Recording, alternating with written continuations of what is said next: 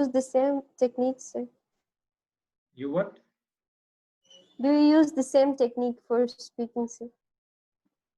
When I learned to speak English, I used the same technique, but I didn't know about that. Okay, I always constantly speak in English to myself. When I learned English, it was a very different time. It was very difficult time at that time. When I learned to speak English, I went to an institute, and there I started an English class. Okay, but we mainly focused on English grammar. We mainly focused on English sentences and translation, and I couldn't learn to speak English at that time. Then I went to the museum, and there I spent time with the English people, and then I started speaking English with them, and that helped me a lot. And I was always thinking about English, even if I'm traveling, okay, from one place to another. I was always thinking about English. I was thinking about the bus environment. I was thinking about the restaurant environment. If I'm eating somewhere, for example, I was thinking about the park environment. If everybody around me was enjoying the park, I was sitting on the bank and I was commenting people. Okay, commenting the park, and I was commenting the people in the park. And there was nobody to practice English with me. There was no Skype, there was no Zoom, there was no Facebook, there was no internet. So, and people now, for example, there are people who can help you out, and they can obviously help you learn to speak English if you want to. But that time, nobody liked to speak English. There were very few people.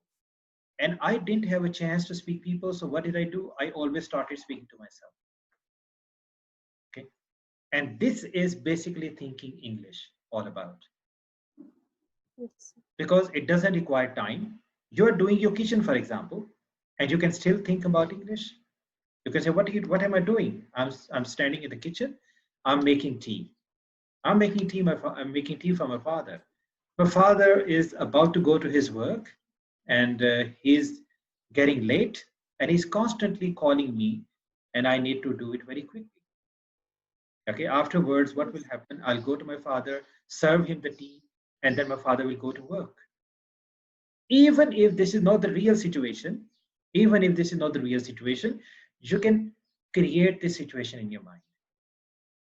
The mind does not differentiate between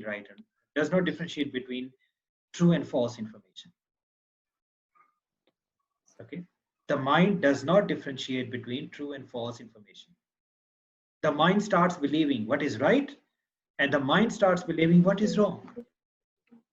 So even if something is not really happening, you can imagine. Become Keats, become William Blake, okay, become Wordsworth. They were all, poets of imagination, because they believe that imagination has a creative power, creative force, and this is the creative force. You can use it. You can use the same creative force of imagination for language practice.